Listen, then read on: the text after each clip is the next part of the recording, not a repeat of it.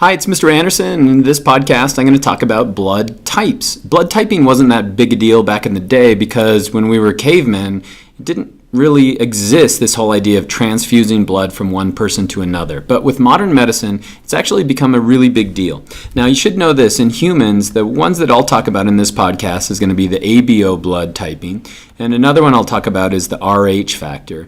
But know that there are about another 30 other families of blood types. And what are we talking about when we're talking about blood types?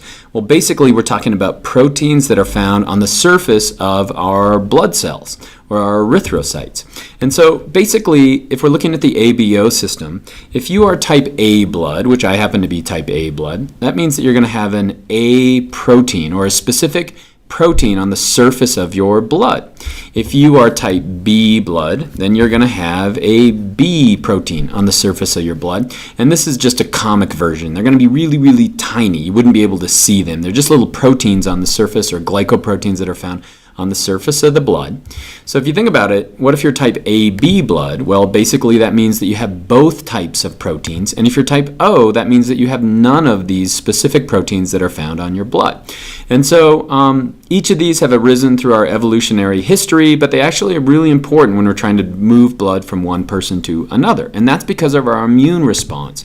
And so if you're type A blood, and so let's remember that that's that purple kind of a protein, that pointy purple protein. Well, basically you're going to have that type of blood, but you're going to have antibodies for the other type, the B antibody, we call that. And the reason why is that you have antibodies for every shape possible except the shape that you actually have. And so we're not going to have purple antibodies, but we're going to have these B antibodies, and that's just because we don't have that B protein around. Likewise, if we look at type B blood, it's going to have the B proteins, but it would be silly for us to have those B antibodies because it would just simply attack our own blood. But instead, we're going to have the type A antibodies. If we look at somebody who's type AB blood, well, since they have both of these antigens or both of these proteins on their surface, A and B, then we really wouldn't want to have any other antibodies because, again, they would attack our blood. And then finally, if you're type O, basically if you're type O, since you don't have either of these proteins, then you're going to have antibodies that match up that specific shape.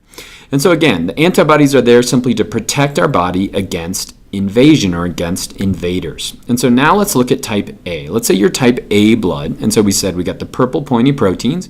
You're going to have the B antibodies. Let's say that we give that person type O blood. Well, what's going to happen? Well, since there are no proteins on its surface, nothing will happen. So it's okay to transfer type O blood to somebody who's type A. Nothing happens. But let's say we give them type B blood. Well, that type B blood is going to have the B proteins, and so basically those B antibodies are going to grab onto it. They're going to attack that, and we could die as a result of that. And that's why it's important that when we're giving somebody blood transfusion, we make sure that we type their blood, because otherwise our antibodies are going to attack it. Let's say we've got now type B blood. Again, we've got the A antibodies. Let's say we give that person A blood. Well, you probably can figure this out. Basically, all of those antibodies are going to glom onto that type A blood. And so we could die as a result of that. Now let's look at somebody who has type AB blood. Well, let's give them type A blood. Well, since they have no antibodies, at least for this protein, nothing would happen. Or if we give them type B blood, nothing will happen. Or we give them type O blood, nothing will happen. And so we like to think of AB as the universal recipient. In other words, it can get blood from any other type and it's going to be fine. But if we look at type O blood, since it has the other antibodies, if we throw anything with a protein, especially like AB blood, you can see that all the antibodies are going to grab onto that.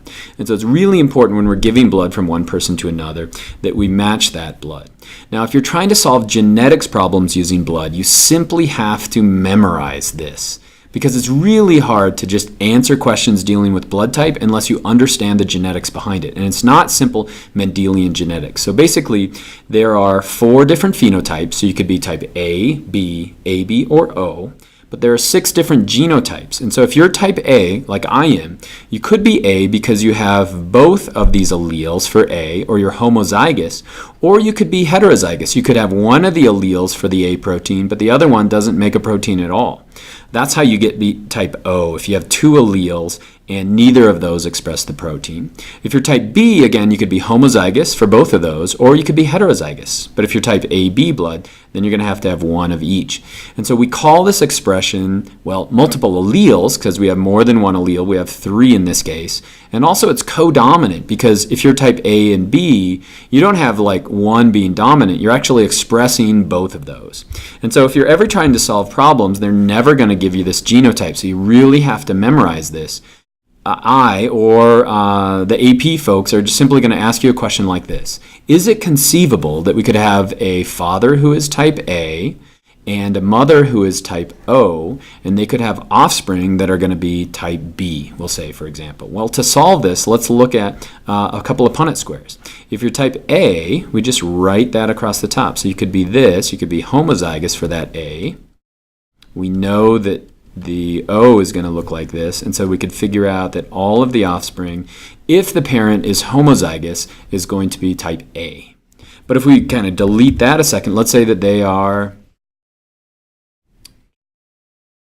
heterozygous for it. Let's say that person who's type A is going to be like that, and then O looks like this. Well, we could get this possibility. This person would be type A blood, but we could also get this possibility with this one being type O blood. Or you could solve questions like this. Let's say that we have one parent who's A and one parent who's B. What possibilities could we have for their offspring? Well, let's look. If one is A and one is B, if they're both homozygous, then we would have AB blood for all of their offspring. But let's set it up another way. Let's set it up like this. Let's say that one is heterozygous for it, like that. And then the other one is heterozygous for that trait. So let's say dad is B, but he's heterozygous for that trait. Well, if we look at this possibility in fertilization, this person would be type AB blood. This person right here is going to get the A from up here and the I from over here. So this would be type A blood. This one right here would be B blood. And then this one right here, since you're getting both of these little I's, is going to be type O. So if you have an A and a B, you could conceivably get AB, B, A, or O type blood coming from that. And so make sure you understand the different genotypes that we have, especially up here for those who are type A and type B. Next thing that I want to talk about is quickly the RH factor. RH is simply another set of proteins. This is a little simpler to do genetics problems with RH factor because you either have it or you don't. Either you're RH positive and you have these RH factors. RH came from, they did some early studies on the rhesus monkey to identify this protein. RH negative, you don't have it. And so what antibodies is an RH positive going to have? Well, neither. It's going to have none of those antibodies. But if you're RH negative, then you're going to have those RH plus antibodies.